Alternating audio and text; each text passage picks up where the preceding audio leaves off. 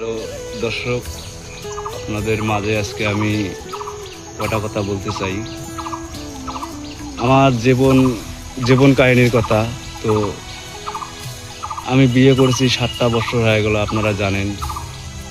তো দর্শক দেখেন, আমার বউটা চলে গেছে। তো আর এখনো যেখানে গেছে সেখানে আছে, ভালোই আছে।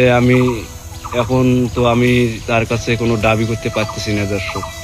তো সে তো আমার এখন বউ না, আগে বউ ছিল, এখন তো আর সে আমার বউ না। তো আমি একটাই উদ্দেশ্য বলতে চাই আপনাদের মাঝে দর্শক, আপনারা যে যেখান থেকে ভিডিওটি দেখতেছেন, আপনারা একটু মনোযোগ দিয়ে ভিডিওটি শুনবেন, দেখবেন।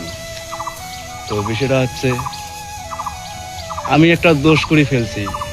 আমার বউটাকে বেশি ভালোবেসে আমি খুব বড় ভুল করে ফেলছি দর্শক। তো বেশি ভালোবাসা বেশি দিন টিকে থাকে না, আমি এটা ভাবতে পারি নাই। তো যাই হোক, কিন্তু সেটাই আমার কাছে দর্শক হয়েছে, আমার সাথে এটা হয়েছে। তো যাই হোক দর্শক, আমি যে বউটাকে ভালোবাসি, যার কাছে আমার বউ এখনো আছে, সে তো এখন আমার বউ না। যার কাছে আছে আমি তার কাছে মাপ চাই।